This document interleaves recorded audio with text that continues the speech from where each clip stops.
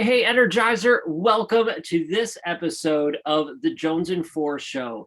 And we have a special guest here today talking to you about, well, many things positivity, mindset, but specifically something we have not touched on yet ever in all 120 something 30-ish episodes of the show. We haven't talked about fatherhood and what it means to be a father, what it means to be a husband, what it means to be a man in general. And I'm super excited to have this guest on. I recently got to meet him at Unleash You Men's Retreat, spent a weekend with him learning and growing, and I can so happily and proudly call him my brother. And the coolest part is he's in Wisconsin, so we got to get him up here playing on the ninja course with us at some point and have some fun. But without any further ado, let's bring in the master of fatherhood and manhood, Ben Killoy. Ben, thank you for being here. Thank you, Spencer, for bringing me on here. And I agree that Men's Retreat was a great space just to connect and get visibility, get sight to things you don't need to see, and just see growth. Like that's something we often, especially when you're doing this for a living, you often don't always see where the next step is in your growth because you're almost still, especially in our cases where we're trying to turn around and like help people reach where we are. Like being able to have visibility on that next milestone is difficult. And I think both of us took away that feeling. And just seeing different people like Bobby Jones, like hearing his story, like to me, they give you those stepping stones and those types of stories. So I appreciate meeting you there. And I'm really excited for wherever our friendships keep going, because I'm definitely sure it's not over. Oh, I'm sure it's not over yet. And yeah, it's amazing what going to any event, right? A men's retreat, a women's retreat, a challenge days, or whatever it is that fits you. But getting there, especially in person, virtual events are great. We have virtual events that we hold here at Jonesin 4, and they're fantastic. There's something more to in-person events, right? You get to see the people, you get to connect with them, have that energy. The energy just is off the charts at a really well done in-person retreat like Unleash You does, like we do, at least how I feel. And I know some other places put on amazing events as well. So it's been an honor to get to know you, meet you. I know you a little bit from that weekend. I'd like to say fairly well. But my audience doesn't. So how about sharing a little bit about you, your history, what you do, and how you serve people, and share that with our audience.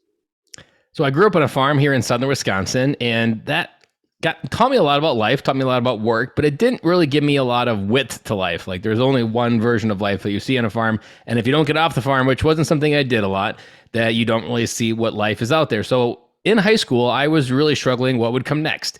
And I didn't really fit in. I didn't really have a strong identity. I didn't really have a lot of confidence. I'm like, what's next? And it just felt a little bit lost. And then I do the opposite of what any of those things would normally do. I joined the Marine Corps. And so the Marine Corps was kind of like this dare to be great moment. Like, you know what? This sounds like the opposite of anything like a guy like me normally would do. So I do it. Join the Marine Corps, go to boot camp in San Diego. And essentially what that kind of woke me up to was a lot of ideas that I didn't even fully tap into when I was in the Marine Corps, but it laid the seed work for being able to water and come back later. The problem is when I got out in 2007, and I didn't come out with like any of the baggage from like going to Afghanistan or Iraq. I was in Okinawa for 3 years. I did lots of deployments over there. It taught me a lot about the world and how big it is and perspective. But when I got out in 2007, one thing that I didn't know, I almost repeated and paused for 4 years, the mistake I did at 18, I just adopted what was in front of me. So when you're coming out of the military, they give you this standard code. You get a job interview, you get a suit, you go out there, you apply your GI Bill. It's the number one benefit in the military, and you get a degree. And these are the pathways to success and fulfillment. And I did those. I started a family. We had a house. I had a 2-year-old daughter. And 10 years later, it all kind of came to a head. I was going for electrical engineering. I had failed 2 classes. And in 2014, I was like, you know what? I need to pause. I need to take a break. The problem was when I took a break, I quit. And I didn't really have any people in my life to be a sounding board, a mentor, or to really help me see what I couldn't see or to move next steps. But then once that happened, I was like, wait, the grass is just dried up. Like that literally was the grass on the other side of the fence, supposed to make everything better. Mm-hmm. Now what? Like what comes next? Because everything I was doing was focusing on just get that piece of paper, just get that piece of paper. Well, I just turned that off and I didn't know what would come next. All I had known was I just wanted to be an electrical engineer. I mean, I had a good paying job. I had these things that everybody would said like, man, that's a person of success, but I still felt empty. And so from 2014 to now, it's been kind of this rebooting and discovering. and walking through my life in a particular way to walk through my pain of my past, my being in high school, being bullied, not knowing who I was, not having a strong identity, redefining my identity, and refiguring it out in a way that allowed me to find purpose in it. And so that's essentially what I do now, and finding purpose within my own fatherhood journey and helping dads identify their pain, their generational trauma is what I call it now, and helping them reframe that so they can come home and be a good dad. Because a lot of dads don't get permission to be a dad because they think that their purpose is to be at work. And just kind of rewiring that is a lot of what I do today. But man, there's a lot of growth in that 8 years since getting 2014. There's a lot of areas we could go there. But in that moment of just kind of refiguring it out, a lot of what I had to do was take the pain that I was feeling, find the purpose in it, and then find a way to live that purpose every day that juices me up. And now with 2 podcasts, professional speaking, friends all over the world that I love and connect with, and just continuing to grow the message and help dads design their legacy. That's at the end of the day, that's what I'm gifting every dad that works with me, is an intentional legacy by design that when their time is over on here, they know what they leave behind is 10 times stronger than anything they did on this earth. Dude, that's such an incredible story, of fight, of grit, and of growth that happened. And now with you reaching back and saying, all right, I've been through these flames, I've been through hell, and let me reach back and help you through this now, so that you know you don't have to struggle as much as I did. I can help guide you and tell you what stones to step on and what pathway to take, and grow. And I think that's fabulous. And we're both in the same journey, different points, right? Different focuses, but doing that same thing. Both had to redefine the identity to go from music teacher to where you are now. Like, you have to throw out the rule book of 100%. Life. I mean, that's what I had to do. I mean, like, the idea, I'm a stay-at-home dad. I work in my business. I don't have an 8 to 5. I maybe have more anxiety because I have to generate my own revenue, but I don't operate on the standard rules of life. Now, there's 2 ways to look at that. And this is a lot of what you probably see when you help people walk through their stories, is there's the reality of what you know is against the rules. But like you and I know, there are thousands, if not millions of people that this is the norm. Right. And if you don't experience that, if you don't understand it, or if you don't even learn about it, you don't know. And you don't know what you don't know. And knowing is the most powerful thing, but most people are too afraid to even take a step to find out. I'm like, what would happen if I did know the answer to that question? So, but you know, whether it's good or bad, but knowing is so important. And anybody that's, for us, stuck in our old positions, we could have lived our entire life not knowing if this could have worked. So many people the best thing ever. Right. And so many people are afraid of taking that step of the unknown, of being unsure. And that makes me think back here when you were sharing your story, you said, mentioned about fathers thinking that they need to be a father, but in the sense of always working, right? That they're taught to provide. And that goes into this whole storyline that we are taught, that we are built into. And you could tie it back into your life. I could tie it back to my life, for example, of you being a farmer. Okay, well, all I know is to be a farmer, a farmer's kid. And what does that look like for me? Oh, now it's military. What is this military life? Oh, GI Bill. Okay, we're going through college. This is life. This is the train track I'm on. This is it. I have blinders on. I don't see anything else. And I've noticed so many people have these blinders on. And one of my goals and mission is just to help them raise their awareness to remove the blinders. Doesn't mean they have to jump track or change it, but just at least see what other options are out there. So my question to you is, you've been on these tracks, and then you've had that moment where you said, stop. All right, let's see. All of a sudden the grass dried up. How can you stop in the midst of that to realize, okay, I'm on this train track. I'm following this one pathway. How do I stop and then evaluate if I change or not? There's a simple step, and it's a free step, but it's ultimately what we truly suck at. It's dreaming. For most people in our society, because of the patterns, the commercialism, just the overall attachment and the pursuit of money, we don't dream. We only dream what HGTV tells us we can dream of. And then we just adopt their dream, even though we don't really ever ask, like, is that what I want? It looks nice. Or what Hollywood does. We don't truly know ourselves on a deep enough level to dream from our view of the world versus what everybody else sees. And to me, there's a title I always assign a dad that's working with me, is I want you to become a professional dreamer. Because most dads have never slowed down and actually paused and just dreamed. Like, you don't even have to actually say yes to anything. All you have to do is imagine. Use your curiosity. Use your intuition of like, you know what, if I had $1 million, which is often what it takes. Most men are so stuck. I have to give them $1 million and be like, okay, I give you $1 million. Day one, what do you do with your life? And instantly, sometimes they'll come up with it. My famous example is he's like, I would go to Tampa, I would open a surf shop because riding the waves gives people freedom. And I want to gift that feeling to other people like I had it in my life. And I was like, boom, where'd that come from? But it took $1 million to come up with that.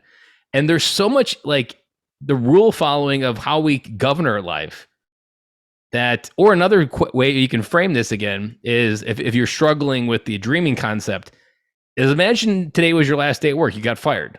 Very devastating, negative day. It happens to thousands of people every single day, even in non-COVID time. Even in my life in 2020, I went into work one day, January 26th. It was a normal day. By 9 a.m., they said you didn't need me anymore. And 2 weeks later, it was my last day on Valentine's. And I had to rewire my entire life. But the question that comes in those moments, and this is looking for abundance versus scarcity, is when you have a job, you maybe have 3 or 4 choices of what you could pivot to. Like if you're in one career and you're trying to like make a career change, you're like, there's only like a 3-degree window of direction that I can go. When you're fired, everything is possible. You don't have anywhere to be. You have no time commitments, nothing. I mean, every variable is changeable when you get fired. You could literally blow up any variable that you think is constant, your house, your geography, everything. Right.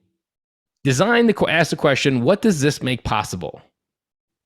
It's like the optimist question, because it asks the question of before, very few things were possible for change. Now, infinite possibilities are changing. And so you don't actually have to go into this mode and actually know which ones are the right ones. It's important to try and test a few of these. But what most people really, just as the step one, they don't even know what they're missing out on. And I think this is a part of just dreaming. This is why I like podcasts, because you're essentially like dream hacking, like taking how other people have seen the world, how they've designed it. Like, you know what? I want that breadcrumb and I'm going to put it in mine. And we just don't have, another way to say it is we don't have enough perspective. We aren't inviting perspective into our life. And so ever before you even get to the point of knowing or trying which one is the right one, I think it's important to know, what does the world look like right now and how wide do you really want to design it? To me, that's a better place to start. And I feel like the people that come into your life when you start dreaming about that are then going to be the ones that help you decide, like, is that the direction or is that direction, and so forth. That's huge. And what an amazing tip. It's something you are right. We suck at so many times of dreaming for ourselves, and really just going to town on that and being comfortable with it, because we get so afraid. As you said, it takes $1 million sometimes as an arbitrary number to be like, okay, here's $1 million. What do you dream of? And yet so many of us just take these things that are expected to dream of. Oh, a fancy house. Oh, I want this car. Oh, follow the HD TV, the movie set, whatever thing that seems like it would make us happy. And maybe they would.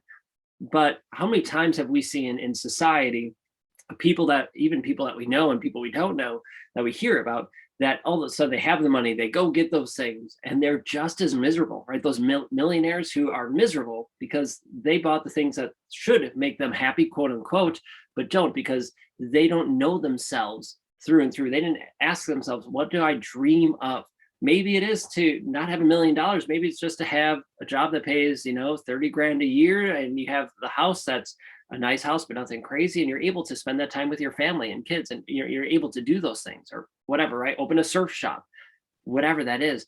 We need to break free of those restrictions, those chains of what does society expect of us. So how can we break free of those chains to dream unrelentlessly? Is it just thinking, okay, we have $1 million in our pocket, and then once we dream that, how do we take action on those, and should we take action?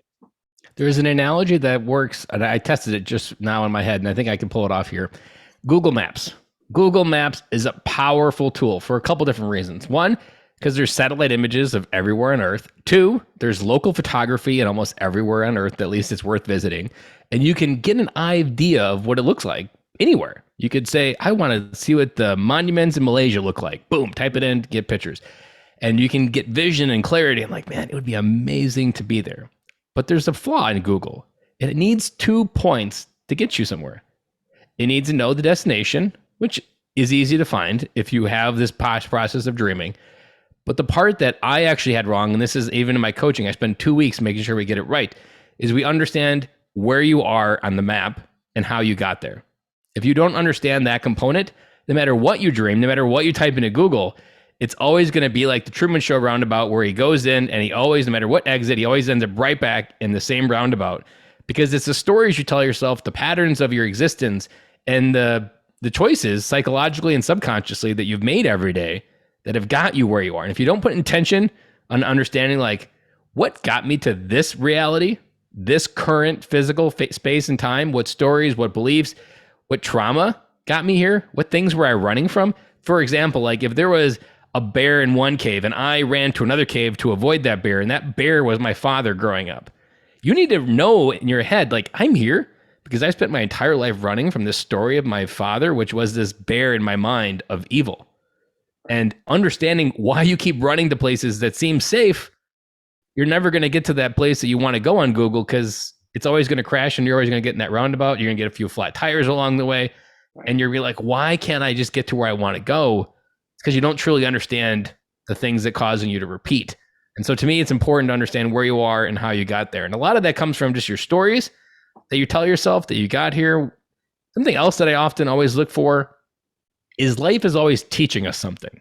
And one of my favorite questions, I don't have a PhD, but I always like to rob this from PhDs, that a thesis is something you have to write to get a PhD. And a thesis has to make the world a better place.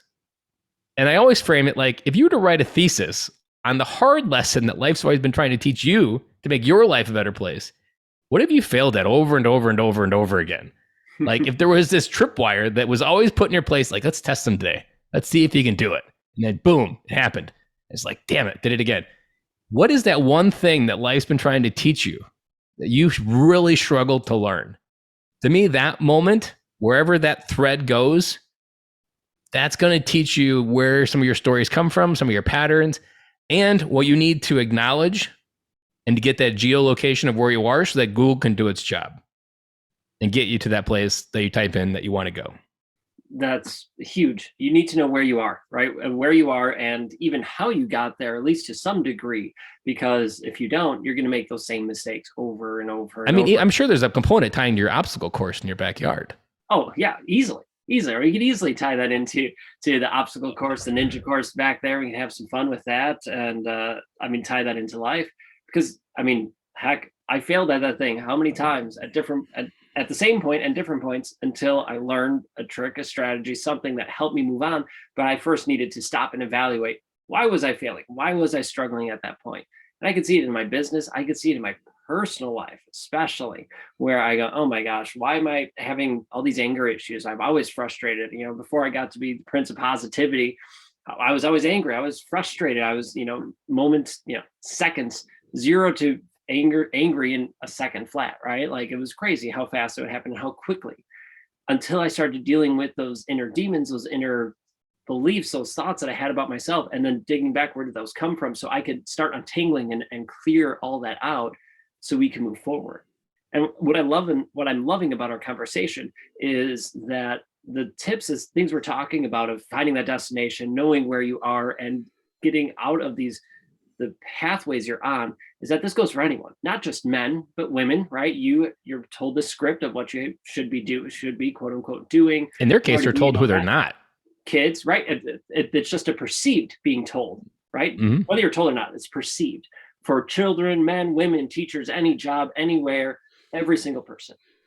Now, there's good and bad with that, and you need to evaluate, see if it works for you.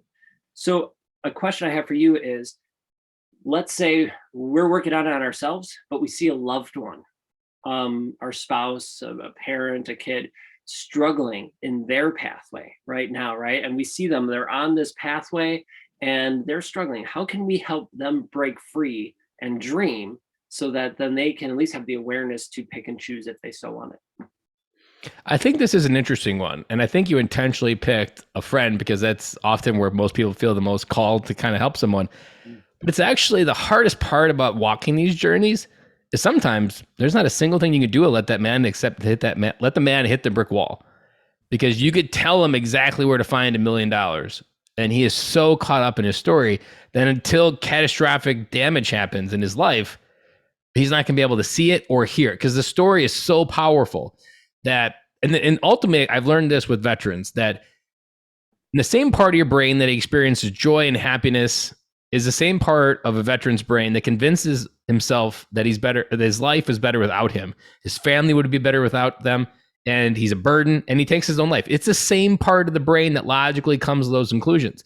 And so if your brain can equally line itself to kill itself, when equally it should be aligned towards preservation and keeping alive, and it can also equally find joy, that is capable of creating powerful narratives to keep you stuck.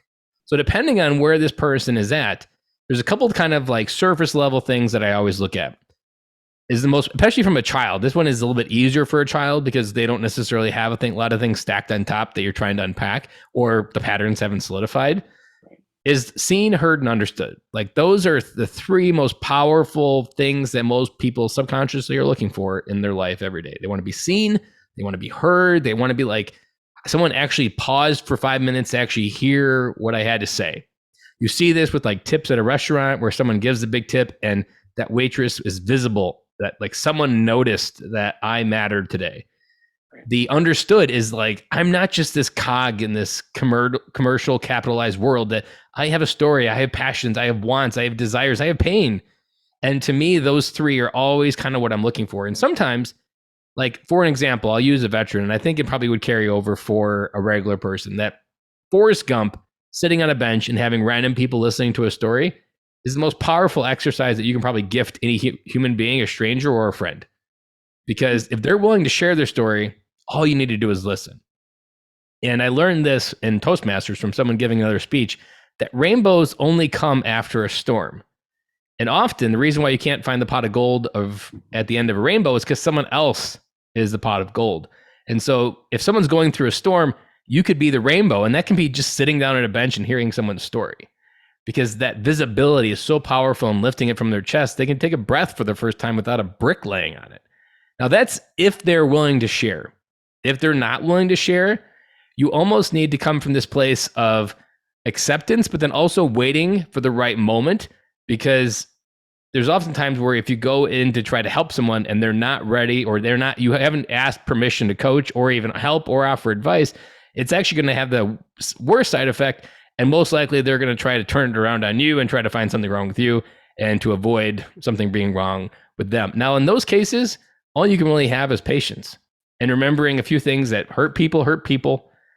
And depending on who is this in your life, coming up with a couple different phrases of thinking like, no matter, especially if they hurt you, if they've inflicted pain on you with words or actions, think about this. If the back of your brain is very logical, it can come to the conclusion to kill yourself, then what they just did was probably a logical choice. Even though it hurt, even though from the outside perspective, it's bad. In that person's mind, it was a rational conclusion that this is the next step. And so almost think of it proportionally from the pain that they gave you is proportional, if not greater, by like 3 times maybe, to the pain they're truly feeling on the inside. And if you have that mindset, you can then bring empathy and then bring an awareness to that empathy that like, you know what, this person doesn't need me to be right. They just need to be loved. And you can't love someone and be right at the same time. So remembering that conclusion within those contexts helps you navigate someone that might be stuck and might be well before their time of like waking up and recognizing these stories. And sometimes they just need to be heard. Sometimes they just need you to be loved. And sometimes saying nothing is actually the best way to be a friend. I absolutely love that advice and 100% agree with it. There's sometimes some people need to hit that brick wall. I was one of those people. I had hints throughout things going on in my life and didn't listen, didn't register that that was happening or whatever until I hit that brick wall, and walls came crashing down at that point, right? It does make the life thesis more impactful when you do figure it out, but it doesn't necessarily take the scars away, and it doesn't necessarily make the growth work to get through it any easier. But often when you convert that pain to purpose, it can be more powerful, but the work in those moments can be a lot harder. It's so much. 100% right. It can be so much harder, and it sucks crashing down. I don't want anyone to get to that rock bottom that I had, but I think that a lot of people need to hit rock bottom to help them. And I love the advice of just most people want to be, I think everyone as well wants to be listened, heard, understood, right? That just listen to them, hear their story, hear their side of it without needing to respond. And that's so hard for us to do. We always want to respond. Just listening and then work to understand. And as you said, sometimes it's better not to say anything. Just let them go and just listen and then offer love, like you said. I love that you say that because I say that all the time, right? Just share love to other people. And that's maybe listening. That doesn't mean you're sharing your side of the story or your point of view. It's just sometimes it's just shutting the hell up and listening. And that's a I beautiful might thing. get this wrong, but I have this like framework that digs down to like what they truly need. Like you can't love someone and be right at the same time. You can't love someone unless you know them. You can't know them unless you listen, and you can't listen unless you shut up. So true. I love that. That makes perfect sense to me.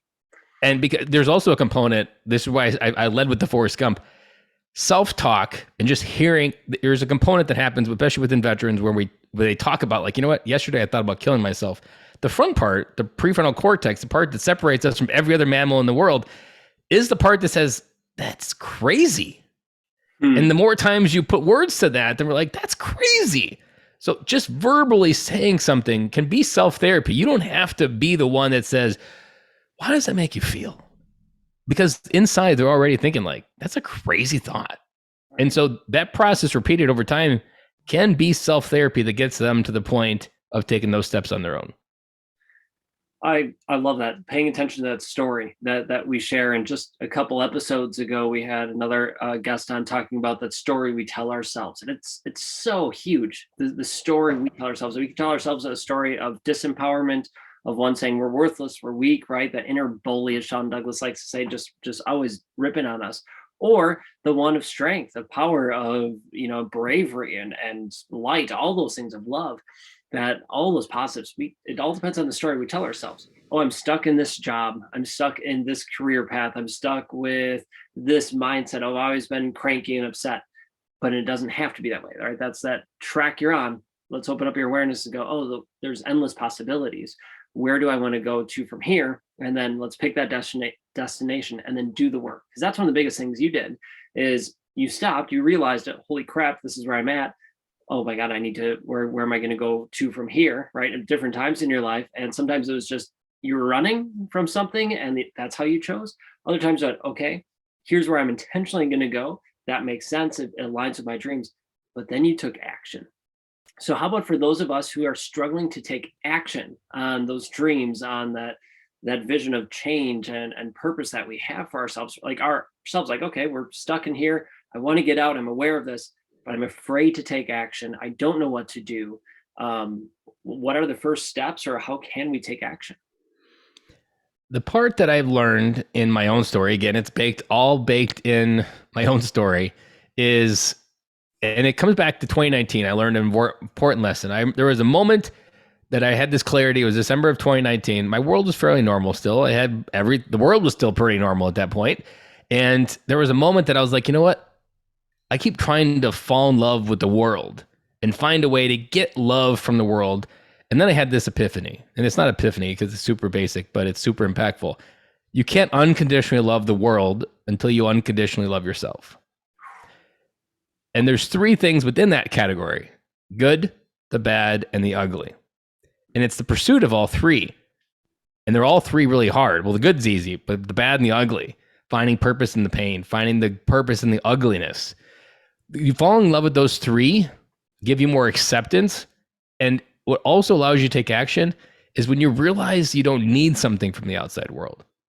When you realize and love everything, when you become like a self-perpetual engine that can generate your own love based on who you are every day, and that you don't need something from the outside world to like turn a light switch on for you to have joy, and you can experience it on the inside. That's the true point where like action is like secondary nature. Because when you don't worry about what other people say from your action, it's irrelevant what the result is. It's, yeah, I'm doing this. It doesn't matter.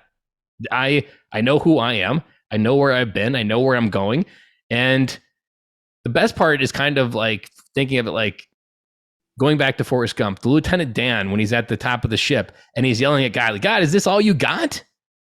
Like those moments when you're like, or if you just got like, I was at the grocery store the other day and Woodman's here in Wisconsin, there was a flock of seagulls flying over, and this guy in front of me is like, "Oh man, watch out," to his wife that could poop on you. I was like, dude, it's like the worst luck you could say. They did not crap on me, but they did crap on my groceries. And the irony here is, I've read a book to my daughter for 5 years that said someday a bird will poop on you. And when that bird poops on you, you have a choice. You can either laugh about it as like, this is the funniest day ever, or you can get angry about it. Getting to the point where it doesn't matter, it's the funniest thing, like no matter what happens to you that day, getting to that place allows the action to get easier. Now, that's the kind of the back end, but it's still pretty tricky. But there is one word that kind of was seasoned that got me going. So in that same time frame, there was also stuff going around that said you should pick a word of the year instead of a new life goal or a new resolution. I was like, I've never picked a word of the year. And at the same time frame, it was also like, you know what, Ben, you keep searching for one more book, one more podcast, one more fill in the blank. And what if you've already had everything? Like, what if everything you've ever needed to crush it was already inside you? You were missing one word: belief. Hey, sorry to butt in like this, but I have something really cool I want to share with you. Something that I know it can help you live your life to the max. What am I talking about? I'm talking about a roadmap that gets you to your destination. What do roadmaps do, right? Well, you have your destination. It shows you how to get there, the best way to get to that point. And you know what? That's what I have. What is this roadmap I'm talking about? I'm talking about my book, Chase Your Passion. That's right, you have a passion, you have a destination, you have goals, dreams you want to achieve. But maybe you're confused on how to get there. Maybe you're feeling stuck. Well, my book, Chase Your Passions, is that roadmap. It guides you through how to create that plan, how to create that roadmap, how to get over hurdles so you can have success. So if you're ready to ditch the excuses, if you're ready to get unstuck and ready to have success, to taste success and feel amazing, to achieve your goals and dreams, get your copy of Chase Your Passions. It's available on Amazon, or just head to my website, spencermjones.com. All right, let's catch y'all later and let's keep chasing our passions. Let's go. So if you are any type of person that's stuck in a pattern from any type of trauma or any type of things that you're running from that were really hard, ugly, and bad, most likely there's a belief disconnect that you don't believe you're valuable because of these stories in the past. So if you can take that first step to believe that you've had everything inside you to take that first step, that component kept testing in 2020. So I picked that word of the year when the world was normal. It was just felt really good and quirky, and I could say it on social media. January 26th, I lose my job. Believe I've already had everything I have to do what I want. I say, you know what? This is my chance to be a professional speaker. Corona hits, wipes that out. Rewire my life as a stay-at-home dad. Never done that in my life. And prior to 2019, I'd never spent more than 10 days or a day with my kids overnight. And I'm going to be a stay-at-home dad. Believe I can do this. And over 2020, over and over, believe that no matter what happens, you already have everything inside you to do everything you need to do. You just need to believe it. And then in 2022 or 21, my word was action. Like once this belief was solidified and once I believed it in my soul and essentially kind of was able to stand up and accept responsibility for my own happiness, then it became, what do I want to do? What's that first step? So I launched my coaching program. Took a while, ground out. End of March, about this time last year, I had my first coaching client. Kept repeating that, and believing it and continuing to step into it and continuing to have that action. And then even to continue this thread. So in the fall of this past year, financially, it wasn't working out. I was like, you know what? The mortgage is going to have a hard time getting paid this month. It's been fine since, but you know what? This month is really hard. And I was like, God, I'm out. You've put this thing on my heart. I've been trying to figure it out, but this thing can't get paid. And it's part of life here on earth. And I'm out. I'm going to have to go back and be normal. 48 hours later, after I write my very first prayer and share it to a few close friends, I get a client in 48 hours. That could have only been him because I didn't do a single thing to get that client. It was complete random out of the blue. That repeated a few more times in the fall to where this year, word of the year is faith that it will always work out. And that what if this step is the best step ever and that everything is better than I've ever imagined. But man, when I let go of faith, and that doesn't even have to be like a faith connected to God, but just faith that good will come from this step. Because if you have a belief problem, you generally believe that each step brings bad. And changing that belief that each step is good and that this is the first step to changing your life. I mean, what if it fails? Like, what if this changes your life forever? Not what could go wrong. It's you only need one thing to go right. And having faith that you only need that one thing. To me, that's like the how I got to that action, but then more where I am now, like how I take action. Like I'm asking, like, how do I go bigger? How do I have more faith in the bigger steps that I take? And who can I do it with? Who can I bring people along in this journey? And even coming to the men retreat was part of that. Like, you know what? This sounds fucking crazy on the paper. I'm going to go. And here we are today. That's again, going back to all the idea of changing the story, watching the story you're telling yourself and having those words of the year to help focus that story and just have that pinpoint at the top of the board, right? That's always just slightly guiding, whether it's faith, whether it's belief, whatever that is, action, right? That you have those points and watching your story that you're sharing. And I love the examples you shared of the people taking action and trusting themselves, going, this is what I have. And really tying it back into one of the biggest and best things that I always like saying, let your light shine the brightest, is be you, authentically you, right? Stop trying to be someone else and just fully own you. Believe that you are good. Right, that you are good. And yes, you've had rough moments. Yes, you've made mistakes. Yes, there's the good, the bad, the ugly, and you've owned them. You've owned them and you've learned from them. You've worked through that and then use the bad and the ugly to help you be better so that any bad and ugly later on won't be the same, right? It's going to be different. And you're always learning and growing and improving and hopefully getting even more good in your life that you could share out and just being okay with it. Because once you have that, once you know you and you are fully you, no one else can hurt you. No one, right? I mean, once you make friends with yourself and you are authentically you and just happy as a clam being you, people could throw sticks and stones, but their words are never going to hurt you, right? They can't break you because you love you, right? You don't need to prove yourself, do anything like that. It's so incredible. And I love that message. So thank you for sharing that and reminding me of that. That's huge. And there's an important part to remember what you use in your garden every year. Fertilizer. The best fertilizer is manure. So that's why this pain to purpose is so powerful, because you should get excited when something sad happens. Not like in the context of like losing someone, like that's sad, but you should understand like every hard moment you walk through is going to be something in the rearview mirror. You're like, man, that taught me something that I could never live without. Or what usually happens is someone comes into your life that's in crisis and you know where the light switch is or the door because you walk through it. That's when the more times you can help someone out of their darkness using your problem. I mean, there's an analogy that I use with Superman that when Superman's injured, he brings himself into the light. When you bring your stuff into the light, it heals. It's strength, it's powerful. And helping someone else come into the light so they can heal their darkness is a powerful exercise that just allows the good and the bad, the ugly to no longer be something that holds you back like dead weight or ball and chains, but it becomes jet fuel. There's a story that I wrote a letter. It was like the very first kind of like moment where I realized pain to purpose. I wrote a letter to myself titled, "Why Am I Worth It?" And it was a letter to myself. I'm writing a letter to myself using my hands. And it's a close friend telling me that I'm worth it. They're reminding me it. And I'm writing this letter all along. And again, it's me writing it. And all of a sudden, I start saying like, Ben, you think all of these things in high school, the bullying, not being popular, all these stories, like that's truly why you can't be special. And then I tell myself, early in life, people push you down to prepare you so you could pull people up. And I was like, boom. I was like, still to this day, like the most profound thing I've ever said to myself, because it created purpose. Like it all allowed me, like I can see it in a man's eyes well before he even can feel it. I can because of what I went through. Right. Yeah, you could see the pain, the struggle that they've gone through. If I was ordinary, I would be ordinary. I wouldn't be able to have that visibility into their feelings that they haven't yet. And the early breadcrumb in my journey, when I started just having more friendships and more conversations, people would be like, Ben, the way you put words together, I felt something I didn't even know I needed to feel.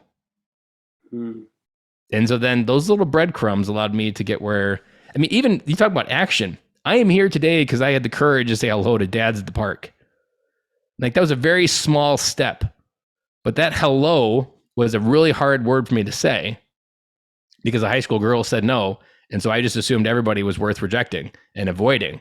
And once I started saying hello, everything started opening up. I realized, like, you know what? This hello is really a powerful word. I could use it to do a lot of good things.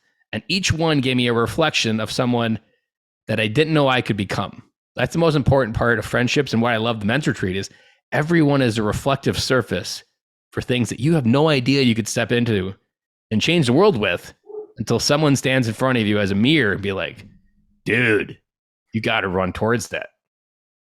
I totally 1000% agree with everything. I'm just dumbfounded. I don't have really running words to say it anymore because I'm totally on point and agree.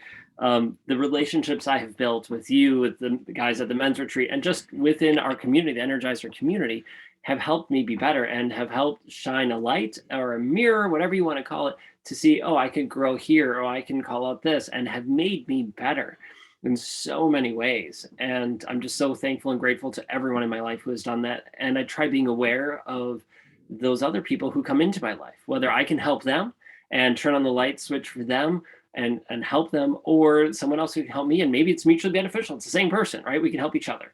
We've had that too. And it's such an incredible feeling. And as you said, it's a superpower, right, that you have. But the cool part is, and I'm not trying to take anything away, is we all can have that superpower. Yes. If we allow it, right? It's not meant for the elite. It's not just meant for Ben or me or whoever. It's meant for you and everybody else. But you have to choose to want that superpower. You have to choose to turn that on and then use the struggles you've had as strengths to reframe it, see the lessons, use those strengths, and then help others. And whether you're helping others directly by sharing your stories or giving them advice or becoming a coach, or just shining your light and being that light that got through that pain, that is inspiring others and helping others as well. There's a story I always like to reflect on when I think of potential with words. And words are just simple things we put together, but they can move mountains. And if you've ever been to DC, and especially at the Martin Luther King Memorial, it's literally a mountain removed from the wall of all these quotes that he said. And I often think of him and Abraham Lincoln. They both shit sitting down. They both were just like us, but they learned to move mountains with their words, and they changed the world with them. And to me, there's the potential for each of us to have that type of mountain moving effort, that when you understand how to move mountains in your own story, you can literally do it with the touch of your finger in some cases for others. And to them, it's a magic trick. To you, it's just, I've just gotten really good at saying the right words to move that particular mountain. And it's just an exercise of muscle and strength. And the more times you do it, just like Abraham Lincoln, Martin Luther King, they were just brilliant wordsmithers that allowed people to move mountains into their perspective, that allowed them to see the world in an entirely different way than they did before.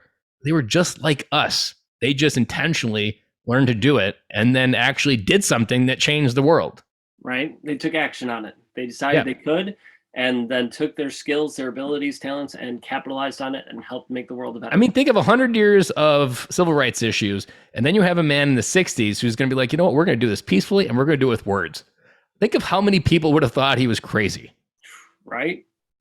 And then he ended up being the guy that did it. That's amazing. So it just takes intention, it takes belief, it takes action, and it takes that reflective surface. It's huge. Surrounding yourself with the right people, putting yourself intentionally in those places to be around those people. And then whether it's events like the men's retreat, our events, or wherever, but then being open and willing to learn, to grow, to see that reflection. Because so many times we just want to throw a curtain over it or a blanket over it and not see it. And just being open to that's huge. So Ben, thank you for being a mirror to me, to helping me be my best, and to all the men and women that you help become better. So thank you for being you. I appreciate that. How can people connect with you? I know you work with dads specifically to help them be better. And I mean, we all know people in our lives, men in our lives, fathers who, we all know fathers, and maybe they could use some help. And how can they connect with you and all that good stuff? A couple of different questions. One that I learned from Bobby Jones down at the men's retreat is asking people, where do you currently refer people to when men are in crisis? It's a complete vacuum when you ask that question. You'll most likely get a blank stare like, we don't put people any particular place when they're in mining crisis. We don't have any resource to give that man. We just essentially stay on the outside and don't get burned when his house burns down. Right. But the cost of divorce, the cost of these problems in the business is extremely high. So think of me when you have a man in crisis in your organization, or whether you know where someone could be a plug-in.